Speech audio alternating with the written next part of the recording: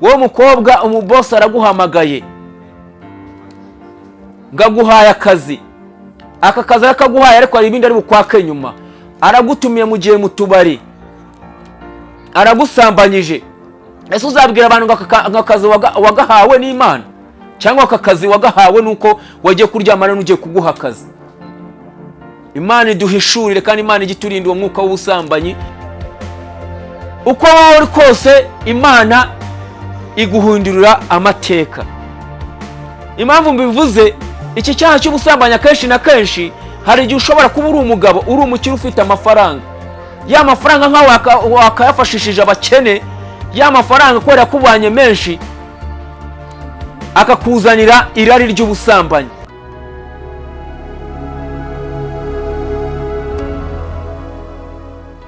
Mbanje kubasuhuza mu izina rya Yesu, nongeye gushima Imana.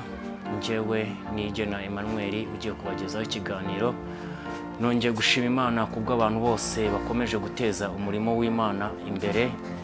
Dushima abashumba batuyobora mu nsengero zitandukanye. Twongeye gushima Imana cyane kandi umuryango mugari wa Kubaha Uwiteka TV. Dushima Imana ko kubyo irimo kugenda idukorera.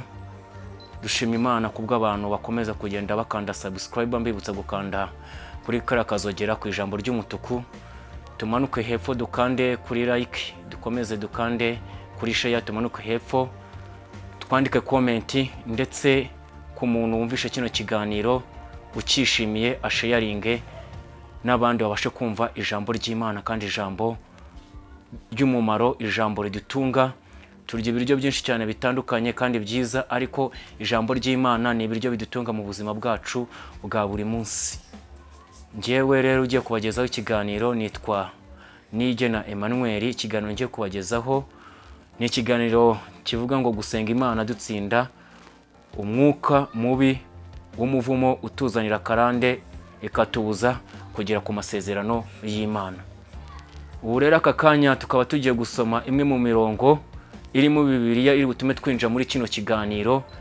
Turakinjamo kimbitse, tuvuge kuri karande y'ubusambanyi, tuvuge kuri karande y'ubusinzi, tuvuge kuri karande yo gusenya ingo, tuvuge kuri karande y'abana, uburyo uruzerero ruza mu bana twabyaye, uruzerero dukomora kuri basogokuru tuvukaho cyangwa se basogokuruza, iyo myuka ikagenda itugendaho nitugire icyo dukora ngo kigerweho.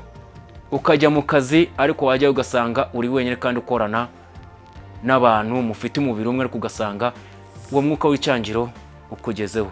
Tugiye gusoma ijambo ry'Imana riri mu Bacamanza ibice 16 umurongo wa 17, tumanuke tugere kuri 28.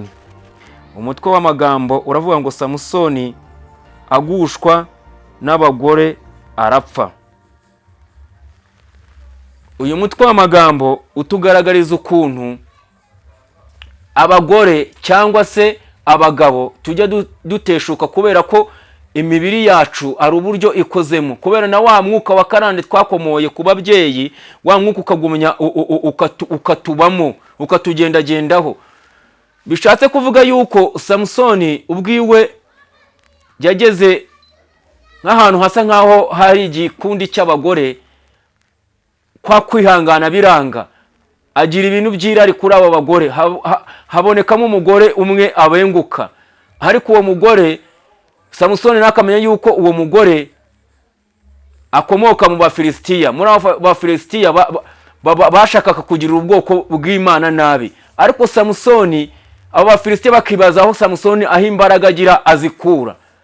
Uwo mugabo wari ufite imbaraga zirutiza abandi, uwo mugabo washoboraga kuba yahirika inyubako runaka cyangwa etaje runaka, imbaraga azikura hehe? Ni gutyo rero gukoresha igitsina gore, kubera za mbaraga nkeya z'abagabo tugira na ya myuka mibi ya karande itubamo. Samusoni yaje kugera aho acika intege, aho yaje kwikura ya maraya ajya igaza. Ya maraya bagera aho binjira mu nzu, bagera aho bicarana, ya maraya kwa kugumya kumwoshyosha, imikorakora mu mutwe, no kubera n'ibyo kunywa arimo kumuha bisindisha. Samusoni yageze aho acika intege, kandi yari umugabo w'umunyembaraga, ni umugabo tuzi mu mateka maremare. Uyu mugabo ni umugabo wishe intare. Abafilisitiya baje kuyireba, barayireba hose basanga ya ntare n'ahantu yigeze ayitera icumu, ahubwo yakoresheje imbaraga ziwe Imana yamuhaye. Ariko uyu mugore uburyo yaje kumukora mu mutwe akagumya mwagaza mu musatsi, niho Samusoni yaje gucikira intege, amubwira ikiri mu mutima we. Muri uko kumubwira ikiri mu mutima we nibwo yaje kumuhishurira yuko nta cyuma na kimwe cyogosha kigeze kimugera mu musatsi. Niko kumenya ngo imbaraga Samusoni yari afite cyangwa se imbaraga zo kurwanya Abafilisitiya zari imbaraga zikomoka ku musatsi Imana yari yaramuhaye, kandi izo mbaraga zari zihishe muri we, kuko ntabwo washoboraga kumureba ngo bavuge ngo izi mbaraga zituruka muri uno musatsi. Ahubwo uyu Delila dusanga muri Bibiliya, Delila berekana ukuntu yagiye amushukashuka, uburyo yagiye amukorakora mu musatsi, kugeza aho Samusoni amubwiye ngo imbaraga zanjye zikomoka ku musatsi, ariko umusatsi wanjye bawukuye wawogoshe nibwo natuza. Delila abamenye iryo banga, ryabanga muri b'Abafilisitiya bari baraye bamurarira ijoro ryose badasinzira, bamenya ibanga ryaho imbaraga azikura. Delila niko guhamagara umwogoshi, amwogosha wa musatsi. Niko Abafilisitiya kuza baramufata, bamufatira ahangaho, bamufatira muri izo ntege nkeya, bamwica urw'agashinyaguro, bamukuramo amaso. Ariko mu kujya kumukuramo amaso, ubwo uri kumva nyine ni wa mwuka nyirimo kuvuga, wa mwuka w'ubusambanyi uhora utugendaho. Uyu mwuka w'ubusambanyi utuma tutubaka ingo zacu. Uyu mwuka w'ubusambanyi nkaba mfite umugore nasezeranye nawe, ariko sinyurwe nawe nkajya kureba abandi bagore hanze. Uyu mwuka akaba ari umwuka mubi, akaba ari wa mwuka ushobora gutuma usebera ku gasozi, akaba ari wa mwuka ushobora gutuma abantu bakwanga, akaba ari wa mwuka ushobora gutuma abana babaho nabi, akaba ari wa mwuka ushobora gutuma abana bagerwaho na wa mwuka w'uruzero, kandi na wa mwuka w'ubusambanyi ukagumya ukabagendaho. Ukabona ufite umukobwa ageze igihe cyo gushaka, rwose abantu baramubengukana, umukobwa mwiza, ariko wa mwuka gukomoyeho w'ubusambanyi ukagumya ukamugendagendaho. Wa mwuka ukamwicira ubukwe, wa mwuka ukamwicira ba bafiyanse baje kumureba. Uyu mwuka w'ubusambanyi akaba ari umwuka mubi cyane. Uyu mwuka rero ndimo kuvuga w'ubusambanyi, uyu mwuka nutuma tuva muri ya amasezerano tuvuga, kuko Imana ijya kuturema tuva mu nda y'ababyeyi batubyaye, yaturemanye ishusho yayo, iturema turi abana batoya, tuvuka dufite icyaha kimwe twavanye kuri Adamu na Eva. Adamu na Eva ni bamwe mu bantu dukomokaho, natwe tukaba turi abantu. Icyo cyaha cy'ubusambanyi rero kikaba cyarakomotse muri aba bantu babaga muri Edeni, Imana yarishimiye. Ariko kubera inzoka yamanutse ikabashuka bakarya kuri rwa rubuto Imana yababujije, inzoka yanze ko irangije iramanuka irabashuka, irangije iravuga ngo niba ushaka kugira uzakoze hariya. Ni gutyo umuntu yavutse abaho, muri uko kuba ariko wa mwuka w'ubusambanyi nyine ugumya utubaho karande. Kuko Bibiliya tubwira yuko byibura iyo dutakambiye Uwiteka aca inzira zirenga 1000. Uwiteka dukuriraho imiryango yari ikinze, Uwiteka dukuriraho ya mivumo, Uwiteka dukura za karande, Uwiteka akadutingisha ijambo ryayo. Hano ku murongo wa 28 hari ahantu havuga ngo nuko Samusoni atakambira Uwiteka. Samusoni atakambira Imana, ariko agakomeza akavuga ngo nuko Samusoni atakambira Uwiteka, aravuga ati, Uwiteka Mana, ndakwinginze nyibuka, ndakwinginze mimbaraga aka kanya gusa Mana, kugira ngo morere amaso yanjye yombi Abafilisitiya. Nukuvuga ngo Samusoni ahangaha kubera yuko bari bamaje kumukuramo amaso, nta mbaraga yari agifite, bagenda bamushyira ku mashini. Iyo mashini ni mashini zari za mashini zihinga, kandi kuzikoresha ukazikoresha ufite imbaraga. Baramushinyagura mukuramo y'amaso, ariko aratakamba ati Mana mi imbaraga. Ni nayo mpamvu twebwe abagabo cyangwa abagore cyangwa abasore cyangwa abakobwa twaguye muri icyo cyaha, tugomba byibura natwe gusaba Imana imbaraga. Tugomba gusaba Imana gukora ibyo Imana ishaka, kuko niho buruhukiro Imana yaduha, niho Imana yaduhereza imbaraga zo gutsinda icyo cyaha cy'ubusambanyi. Hari benshi bamwe mu bakozi b'Imana mu nsengero zitandukanye, nta rusengero nunze urutoki, hari bamwe mu bakozi b'Imana, tuvuge mu bapasitoro, tuvuge mu bavugabutumwa, tuvuge mu badiyakoni, tuvuge mu barimu, tuvuge mu baririmbyi, mbese ahantu hatandukanye, hari ingeri zose. Harimo abantu icyo cyaha kikigendaho kandi ari abakozi b'Imana. Ugasanga uri umukozi w'Imana, uri umupasiteri, ariko ugasanga cya cyaha cy'ubusambanyi kiracyakugendaho. Urigisha uyu munsi umukirisitu mu rusengero cyangwa mu byumba by'amashengesho tujyamo cyangwa muri za nibature, ukabonamo umugore w'undi mugabo, cyangwa se ukabonamo uwo mukobwa ukiri mutoya, ukamushakaho ubushuti, ukamujyana muri izo ngeso z'ubusambanyi. Kandi wari pasiteri wagakwiye kumusengera, kumwereka inzira nziza. Imana iturengere kandi Imana idufashe, iduhe kuba ikiraro cy'imiryango dukomokaho, iduhe kuba ikiraro cy'abagore bacu, abagore Imana ibahereze kuba ikiraro cy'abagabo babo, natwe abagabo Imana iduhereze kuba ikiraro cy'abagore bacu, iduhereze kuba ikiraro cy'abana tubyara, cy'abana badukomokaho, tubasengere mu izina rya Yesu. Hari undi murongo nahoze kare nsoma uri muri Samweli wa mbere ibice bibiri, Samweli wa mbere ibice bibiri umurongo waho wa 8. Reka dusome mu izina rya Yesu. Haranditse ngo, maze Hana arasenga ati umutima wanjye wishimira Uwiteka. Ibice bibiri haravuga ngo nta wera nk'Uwiteka, kuko nta ndi mana itari wowe, kandi nta gitare kimeze nk'Imana yacu.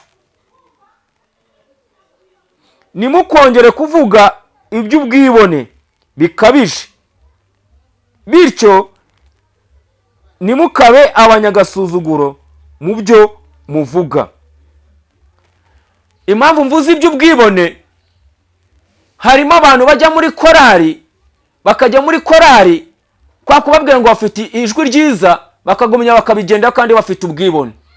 Agiye muri korari avuye gusambana, agiye muri korari avuye kunywa inzoga, agiye muri korari avuye kwiba, avuye muri korari avuye kuriganya iby'abandi, avuye muri korari agiye muri korari agiye kuroga. Izi karande iyi mivumo, ndagira ngo nze kuza kubabwira ku mivumo. Hari imivumo iratandukanye. Hari umuvumo w'ubusinzi, hari umuvumo w'ubusambanyi. Hari nacyo kintu nahereyeho mvuga kuri uno mugabo Samusoni, uburyo ki umwuka w'ubusambanyi watumye avuga ahakura imbaraga. None tugeze kuri ba bantu bakabaye aribo batubwira ngo mwihane iki n'iki, bakabaye aribo bantu batujyana mu nzira z'ukuri n'ubugingo, tukava mu nzira z'uburumbukiro. Kuko ubusambanyi ni icyaha cy'uburimbukiro. Ubusambanyi ni icyaha cyo kujya muri ya nzu itagira urumuri, ya nzu iri mu mwijima ukomeye cyane. Cyaha cy'ubusambanyi ni cyaha hahandi ugenda ukagira ngo uri umuntu, ariko ukagenda Satani yaramajije kugusiga amabyi y'icyangiro, ya mabyi abantu bakubona bakagusuzugura, bajya no kuvuga ibyo uvuze n'ibyumvikane. Imana idufashe uwo mwuka w'ubusambanyi ukurweho mu izina rya Yesu, kandi idufashe umwuka wo kwibona mu bakozi b'Imana, abapasiteri, abarimu, abaririmbyi, abadiyakoni. Uyu mwuka w'ubwibone, kwibona ukaba uvuye gusambana, uyu mwuka w'ubwibone ukurweho mu izina rya Yesu. Reka dukomeze ibice 8. Acisha bugufi agashyira hejuru, akura abakene mu mukungugu, ashyira hejuru abatindi abakuye ku cyavu, kugira ngo bicarane n'ibikomangoma.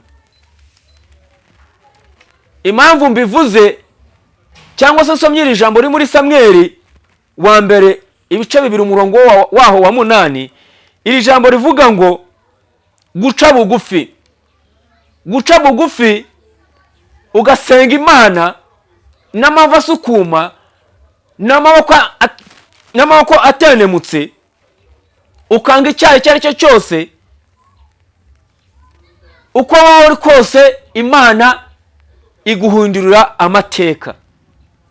Impamvu mbivuze iki cyaha cy'ubusambanya kenshi na kenshi, hari igihe ushobora kuba uri umugabo, uri umukire ufite amafaranga, ya mafaranga nkaho wakayafashishije abakene, ya mafaranga kubera kubanye menshi akakuzanira irari ry'ubusambanyi. Uri umuboss ufite iduka, uri umuboss ufite company, uri umuboss ufite ibikorwa bitandukanye, ariko kubera ya mafaranga ufite, kubera na babakozi ukoresha, babakozi urabasambanya. Wa mwuka w'ubusambanyi warakunaniye. Wowe mukobwa, umuboss araguhamagaye ngaguhaye akazi, aka kazi akaguhaye ariko hari ibindi ari bukwake nyuma, aragutumiye mu gihe mutubari, aragusambanyije. Ese uzabwira abantu ngo akazi wagahawe n'Imana, cyangwa aka kazi wagahawe nuko wagiye kuryamana n'ugiye kuguha akazi? Imana iduhishurire, kandi Imana igiturinda uwo mwuka w'ubusambanyi. Imana igiduhereza akazi kace mu biganza byayo. Birashoboka yuko ushobora kujya gusaba akazi, ugiye gusaba akazi yakuzana muri izo ngeso z'ubusambanyi, wowe ubwawe mu buryo bwo guca intege uwo mwuka w'abadayimoni w'ubusambanyi, ashobora kukubwira mu mutima wawe, ukavugira mu izina rya Yesu, mu izina rya Yesu. Imana ikakurindira aha ngaho, kandi nimba Imana yemeje yuko aka kazi ari akawe, Imana ikakaguha mu izina rya Yesu. Dusenga Imana idutabare kandi tugirire neza. Itugirire neza, Imana idushyireho igishura cyayo. Tugiye kongera gusoma ijambo ry'Imana kugira ngo twinjire mu kiganiro neza. Ni ijambo ry'Imana riri muri Yoshua ibice 24, ibice 24 umurongo wa 14. Dusome mu izina rya Yesu. Ijambo ry'Imana muri Yoshua ibice 24 haravuga ngo, Yoshua atekerereza Abisiraheli ibyabaye, abihanangiriza gukorera Uwiteka wenyine, basezerana isezerano ryo gukorera Imana. Uyu nguyu Yoshua avuga ku ijambo ryo gukorera Imana. Gukorera Imana riri mu buryo bwinshi cyane. Gukorera Imana ni ukureka bya byaha twakoraga, bya byaha dukomora ku babyeyi, bya byaha bituzanira umuvumo. Kandi wa muvumo, uyu muvumo utuzanira karande, watuzanira karande ukatubuza amasezerano Imana yatuvuzeho. Ugasanga Imana yaguhaye isezerano ry'uko uzaba umukozi w'Imana, ariko kubera kunywa urwagwa, kubera kunywa inzoga zitandukanye, ya masezerano ukayavamo. Wari ufite isezerano ryo kuzaba umuvugabutumwa ubwiriza mu buryo bwo kuririmba, wari ufite isezerano ryo kuzaba umuvugabutumwa ubwiriza, ariko ibyo bintu byose kubera wa mwuka w'ubusinzi, wa muvumo w'ubusambanyi, wa muvumo w'uburiganya, wa muvumo w'ubwibone, ugasanga aya masezerano uyavuyemo ari nta mpamvu. Ugasanga Imana ikugizeho urubanza rukomeye cyane. ugasanga uri umukobwa uteguye ubukwe, ubwo bukwe ugiye kubutegura, ariko kubera za karande twakomoye ku babyeyi, za karande zihora zitwirukankaho, izo karande zikakukura muri amasezerano y'uko ugomba gushyingirwa nk'abandi bakobwa, ukagira imyaka 20, imyaka 30, imyaka 40 ukiba iwanyu. Iyo myaka ukayigira ukibyarira iwanyu. Iyo ni ya karande y'urwango. Iyo ni ya karande abantu bakuvuma ngo uriya mwana kuva nyina kimutwite azavuka ameze gutya na gutya. Hakaba ari abantu batuvuma kuva ababyeyi batangira kudusama, bakatuvuma turi mu nda tutari twavuka, bakadushyiraho umuvumo ati uriya mwana navuka azaba umujura, uriya mwana navuka azaba indaya, uriya mwana navuka azabe ikigoryi, uriya mwana navuka ntihazagira icyo azimarira, uriya mwana w'umuhungu navuka ntazigere ashaka, uriya mwana navuka w'umukobwa ntazigere ashaka, ntazigere abyara. Ugasanga wenda Imana imuhaye kamani ko kubona umugabo, ariko ako kamani ko kubona umugabo, ariko bakaba baramuvumye, akaba ari ya mivumo y'inshuti z'umuryango, akaba ari ya mivumo yo mu miryango tuvukamo. Ariko ugasanga umukobwa abanye n'umugabo umwaka umwe, imyaka 2, imyaka 3 ntabyara. Ugasanga ni wa muvumo, ni ya karande bahoze bakuvuma ukiri mu nda ya mama yawe ngo azarinda apfata abyaye. Hari n'abantu tujya twumva hano hanze twirirwa nabo bavuga ngo uragafuta abyaye, umuntu uzagutuka gutyo uzamusengere, kuko icyo ni igitutsi kibi. Ni igitutsi kibi. Uzi kubwira umuntu ngo uragafuta abyaye nta mwana yigeze yigera, arababara. Kandi ari ya mivumo y'inshuti zo mu miryango abantu batuvumye, ari ya karande y'imivumo y'inshuti zacu, ari ya karande y'abarozi, ari ya karande y'abagome, ari ya karande y'abapfumu. Ariko izi karande z'iyi myuka, izi karande twebwe ubwacu dukwiye gusenga Imana, twasenga Imana mu kuri no mu mwuka, Imana ikadukuraho izo karande mu izina rya Yesu. Ahubwo Imana icyo yagambiriye kuri twebwe ikakidushyiraho mu izina rya Yesu. Kuko ijambo ry'Imana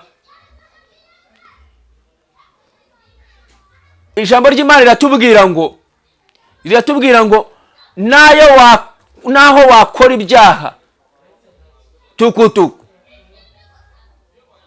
ibyo byaha Imana ibihindura umuyaga, Imana ikaguhindura icyuma cya sherenge, icyuma kirabagirana. Ni inkota Imana ibiguhaye ngo urinde iya myuka kuba yagusatira, urinde iya myuka ituma umwana wawe adashobora kuba yakwiga ngo amenye ubwenge. Ni inkota ituma urinda umuryango wawe, irinda umuryango wawe kutarwaragurika mu izina rya Yesu. Kuko uwo mwuka w'ubusinzi utuma utita ku muryango. Umwuka w'ubusinzi ugatuma abana bacikirije amashuri, ugatuma ntabyo umenya by'urugo rwawe. Uyu mwuka rero w'ubusinzi utuma imiryango yaribanye neza itandukana.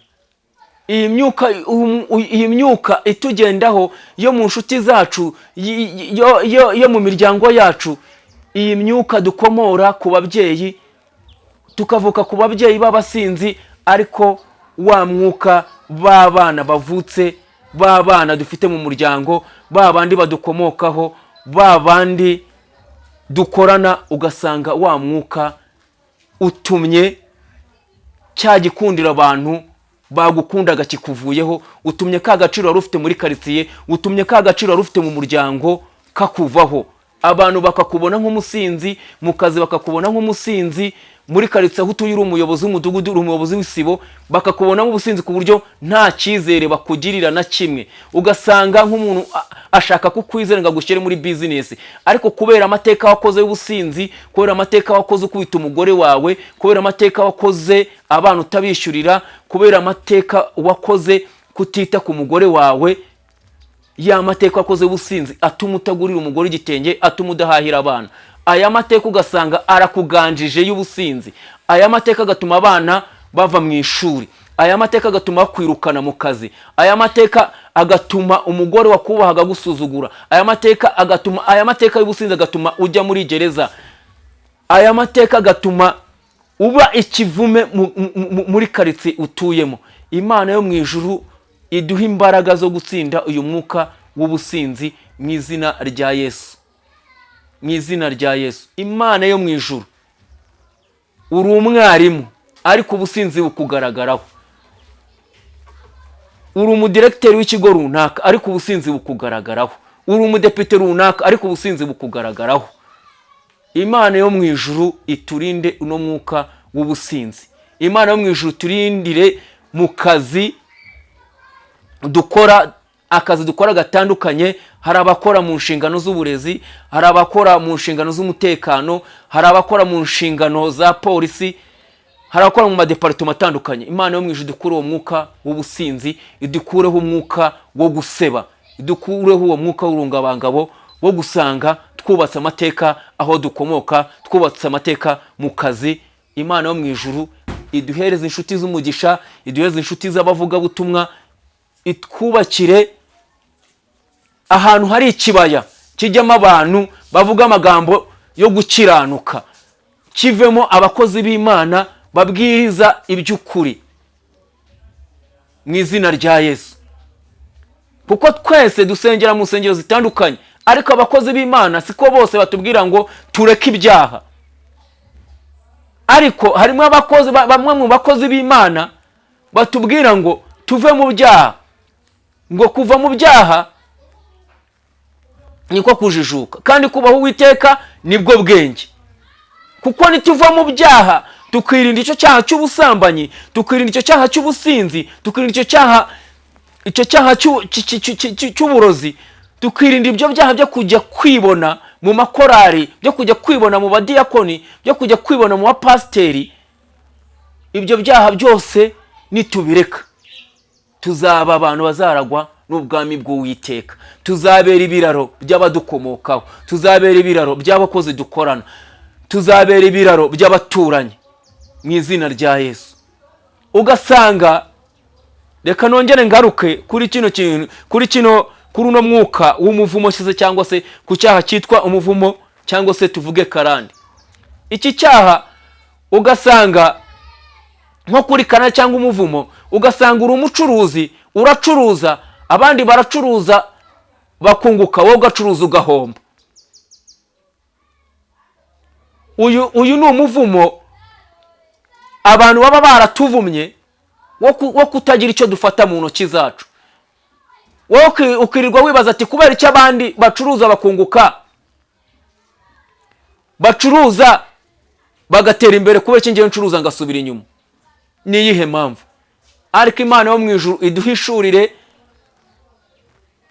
gusenga no gutinya icyaha icyo ari cyo cyose.